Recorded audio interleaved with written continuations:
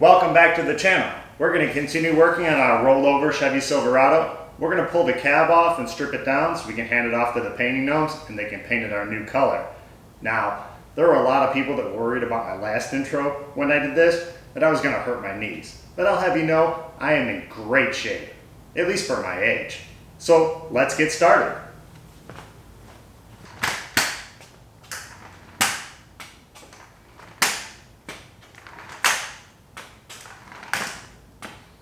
So the first thing we need to do today is remove these wheel opening moldings. These are aftermarket and they rate right up there with camouflage vent visors in my opinion. And in the land of corruption and rust up by me, they rot right off the fenders where the screw holes go into the fenders. So they last about a year and then fall off anyway. So we're going to toss them in the pile before they take our fenders with them. Now we're going to take our door molding off. The painting gnome can do his little job. I kind of like these GMC moldings, so maybe this is going to be a hybrid Chevy GMC when I'm done. We'll clean up the two-sided tape with our magic eraser later. And we're going to pull our hood off. We got our shadow gnome. He's going to learn how to remove a hood. A little training on where to get the hand placement.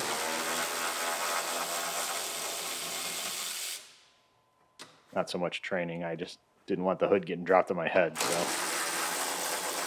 was more for me than for him. Plug our bolts out of our hinge on the other side. And we'll take this over to the painting gnome. Now we can pull off the closeout panel. It's just got a bunch of push pins. Pop the centers up, then get underneath them and pop them out of there.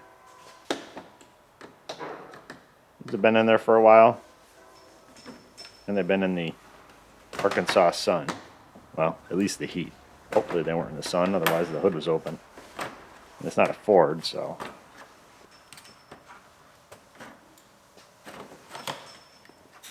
Now we can pull our headlights out.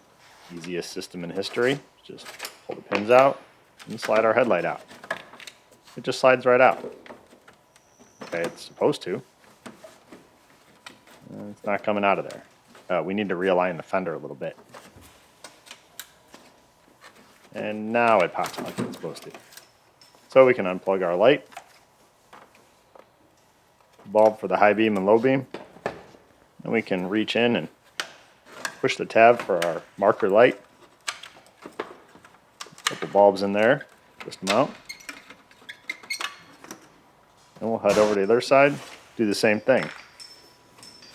This whole front end is so simple, easy to change the light bulbs, easy to pull off the grill and the marker lights, so you can be sure whatever engineer designed this was promptly fired from GM. And he was replaced by the guy that designed the 3.6 and then proceeded to cram it in every car GM makes, making it pretty much impossible to work on. And you have to work on it a lot. One last bulb, giving us a little bit of a hard time. Daytime running light bulb, and you guaranteed it's going to be burned out. We can take out one bolt in the center of our grill, and there's a bunch of Phillips clips. You just turn them, I think 90 degrees, and they disengage. There's one in each corner.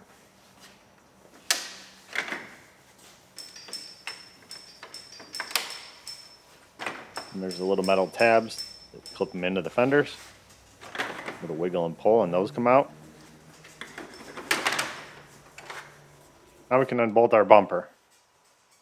A couple brackets on the outside. We're just going to take them off the bumper. We'll leave them on the frame. That way we only have one bolt to lose. The one on the other side.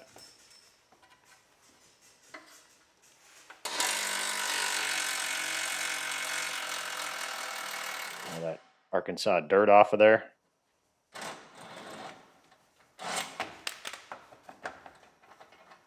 Bumper's got a little tension on it. It does have a dent in it, and our brackets are bent. Now we can pull our bolts out of the center. We do have to get a swivel for this one that's a little bent.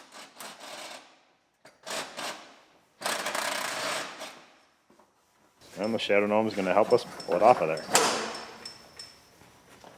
Now that it's off, we can straighten out those brackets that are on the frame. We'll pull out our little filler. It's two-sided taped onto our fender. Probably not going to go back on. This only came on the earlier versions and usually fell off by itself. We can unbolt our bracket from the back of the fender, hold it to the cowl. Unbolt the fender from the radiator support, then from the top of the cowl. And take off our little brace over the battery. We can pull our fuse box cover off of here. I'm going to take the whole cover off.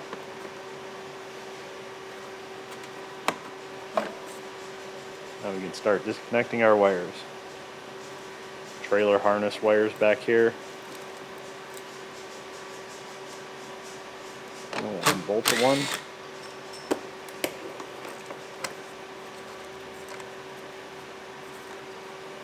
We can pop our fuse box out of here. There's just 2 tabs you push on it. And it slides out. Bolt our positive cable. We're doing this live, by the way. And because I don't want to see fireworks, we're going to disconnect the battery now. Hopefully that will appease the safety experts in the comments. Although, I'm not wearing gloves.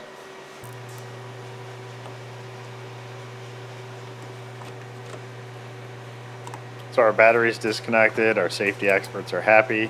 We can go on to disconnecting the rest of the harness from our fuse box. A couple of the plugs bolt in, so we're just going to spin those off. A couple of them clip in, so we'll pop the clips out of there. We're just going to take this harness off that goes inside the cab, and the one that goes down along the frame. The harness that goes to the engine, we're just going to leave in the fuse box and set it up on the engine. It's also the front light harness. Unplug all of our wires that are attached to our fender. Set this harness off to the side.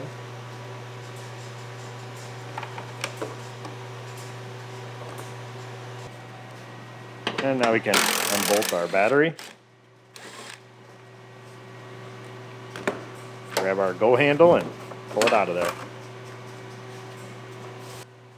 Now we can unbolt the battery tray. It's also the front fender bracket, holds it to the radiator support. We have to take it out of there.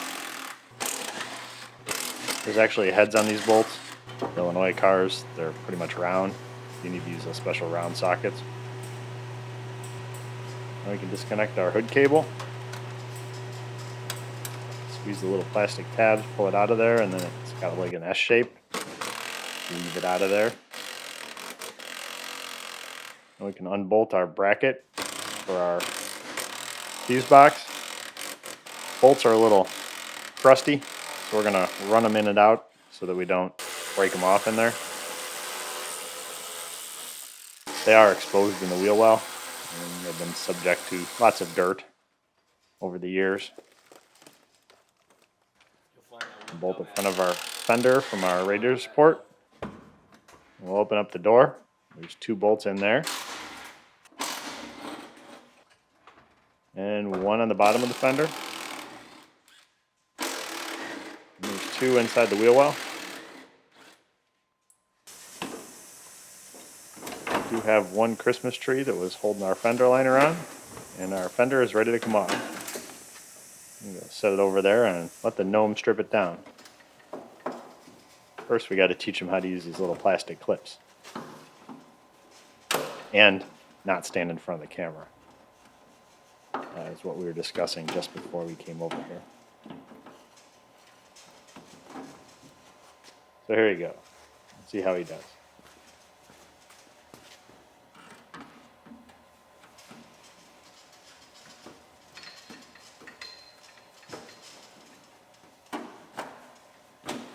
Well, he got his first one.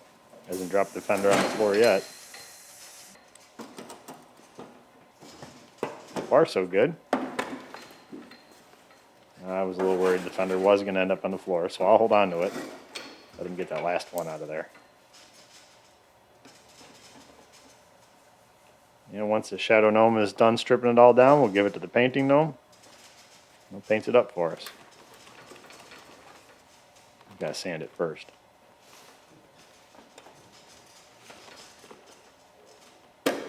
struggle there. You see the Shadow Gnome is wearing a Rosati shirt. Probably have a better chance of him bringing a pizza than the actual pizza girl. Perhaps I need to inform him about the shop rules. New guy brings the pizza. Now we're over to our passenger side to pull off our useless filler here that we'll probably toss in the pile. Actually, we're just going to pry off enough of it that we can see the bolts. We're going to leave it on the fender because that's going in the pile. This fender has a lot of damage on it. The driver's side one was repairable, so we're just going to save that one. Pull our bracket off of there. Drop it down real well. Then we kind of bolt our fender from our cowl. Bolt the back of the fender. Then we'll unbolt our overflow tank. We'll pull our intake tube off of here.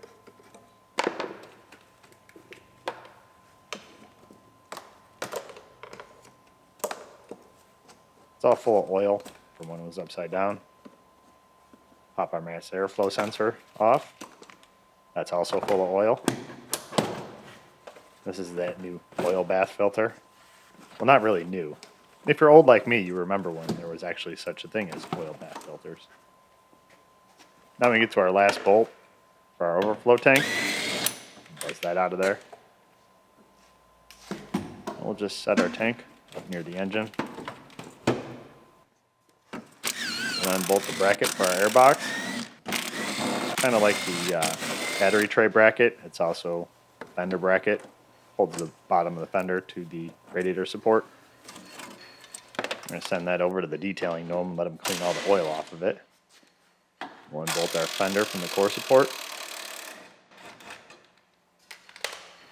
Yep, it's loose. Now we can get the two bolts that are inside the door.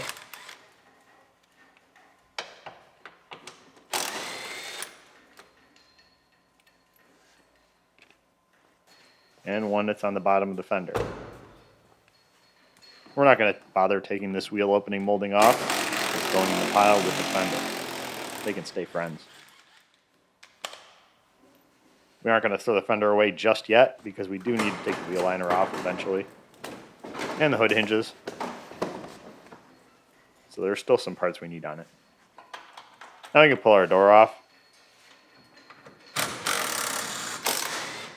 We haven't taken the doors off nearly enough in this project yet, so we'll do it now. Help from the Shadow Gnome. A little too excited to lift up on the door. Or was he lifting down? I don't know. You'd have to ask the afternoon crew. He knows all about lifting down on Chevy truck doors.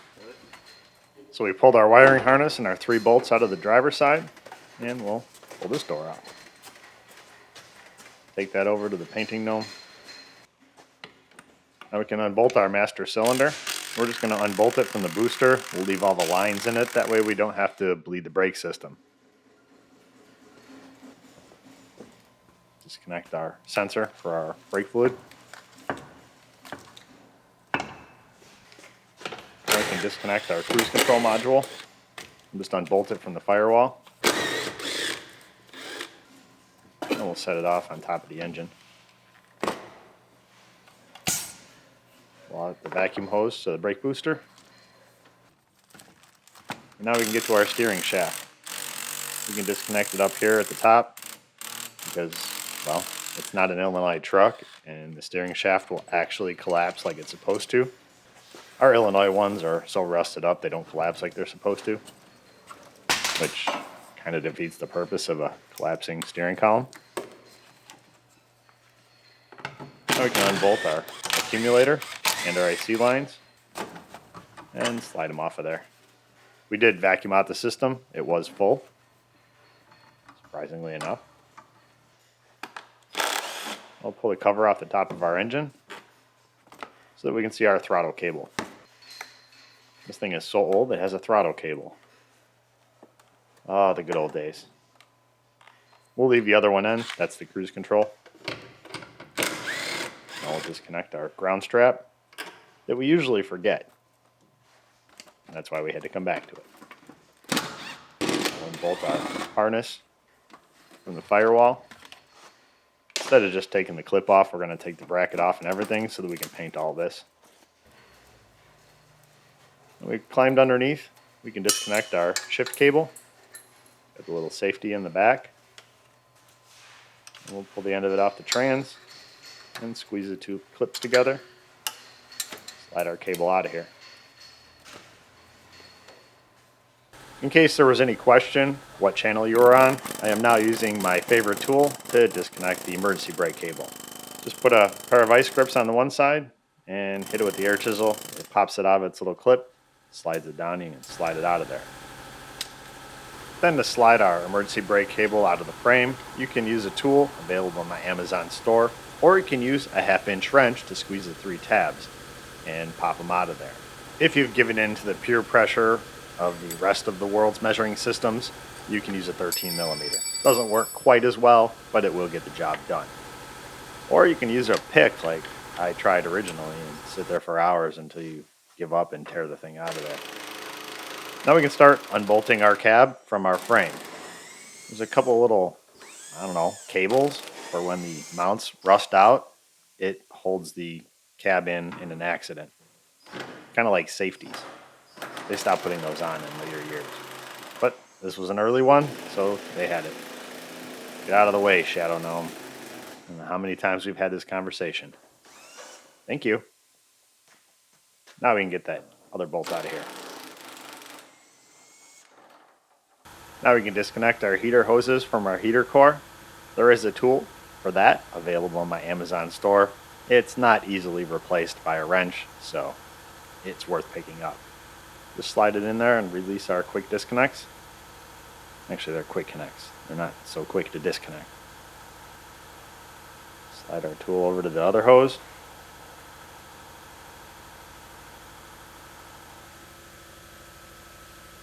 And we'll slide it off of here.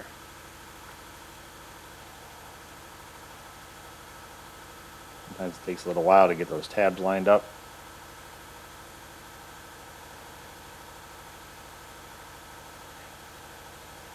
There we go. Take our tool out of here. And we're ready to pull our cab off. Move the arms underneath the cab instead of the frame. We'll make sure we don't have any stragglers left hanging.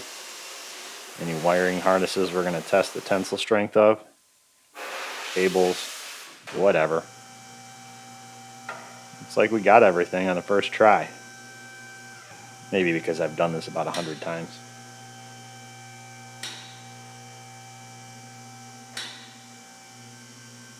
So the only thing left is our shift cable. There's plenty of slack in there, so we don't have to worry about it until we start lifting the frame. And then before we get there, we'll take it out of there. Jam it in the vent hole in the back of the cab or something.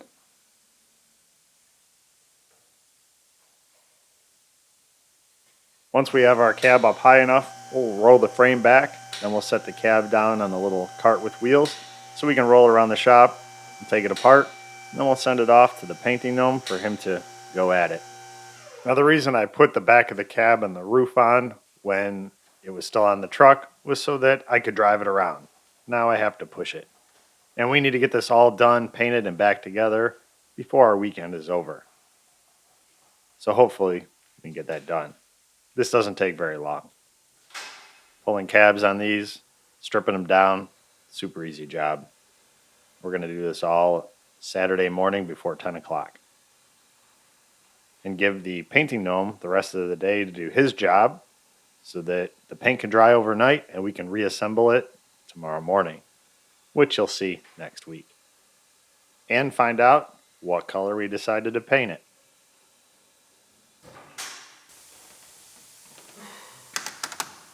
And we're going to pop our vents out for our dash. A couple hidden screws in there. Now we can reach up and release the tabs for our grab handle, or our handle, which you can pretty much be sure the passenger was using on the last trip this truck made. We can unbolt our screws for our upper dash cover. These are on the side of the dash, so it's easier to take the doors off. We'll take it out of park, put our steering column all the way down, And we can pull this bezel off around our instrument cluster and radio.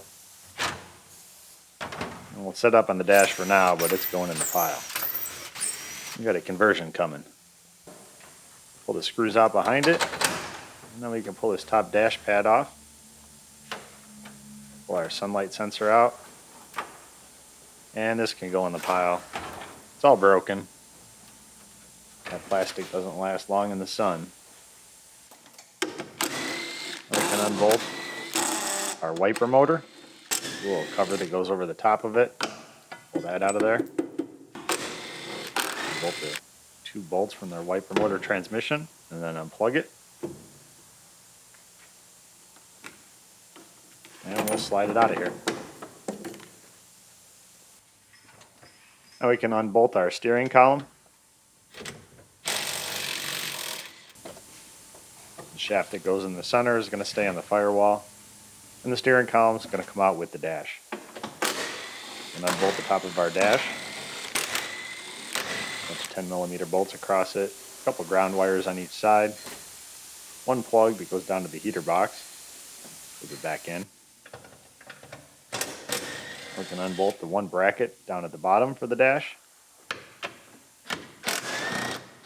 Bolts hidden back here. Now we can unbolt our dash from our A-pillars. 3 bolts. Reach in there with a long extension and a swivel.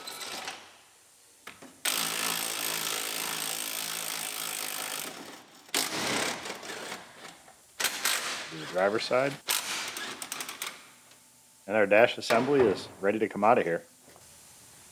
We have to walk it out a little bit, and we have to fish the wiring harness through our firewall. We'll pull it out enough to set it down. And we're going to feed our harness out of there. Once we pull enough of it out, we can walk our dash out. This is much easier with 3 people. 1 person to manage the harness, 1 to manage each side of the dash. But the Shadow Gnome has gone on to his other job at Rosati's. Not really, but kinda.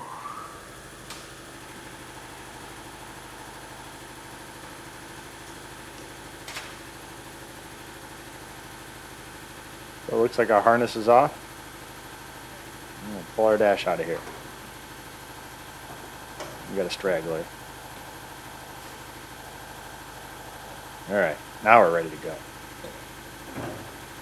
And because I'm the boss, we'll make the roaming gnome crawl through the car, or truck, or cab, or whatever the sticklers in the comments want to call it.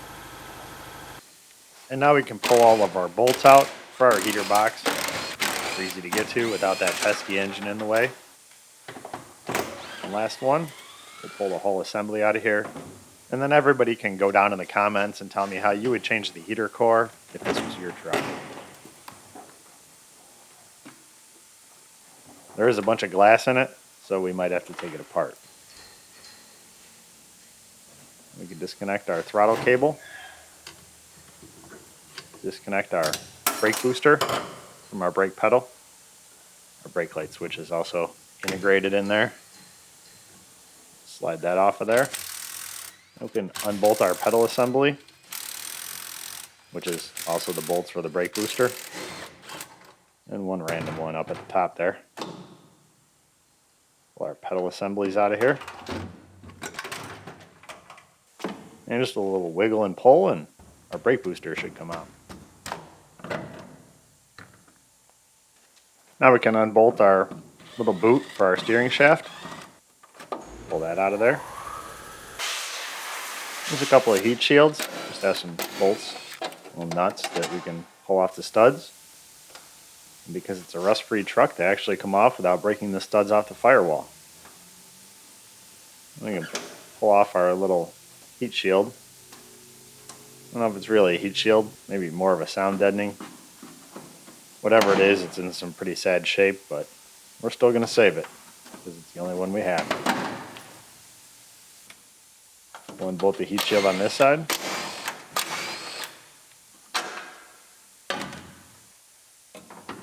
Now we'll unbolt the bracket for our junction box.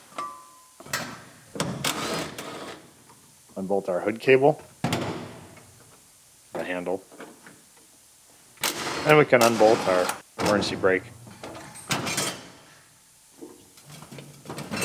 Pull the cable out of the floor. Toss all that stuff in our pile. Fish our hood cable out of here. And the hood release handle is broken, so I hope Scott's GM Truck Emporium has some in stock. Now you can pull all the sound deadening off of our Firewall. We're doing all this just so we can paint it all. This is why changing colors of vehicles is so expensive if you do it the right way. If we just paint the jams out, it gets a little cheaper, but that bothers me. So we're going to paint everything. We need to get rid of this red, because red cars are cursed.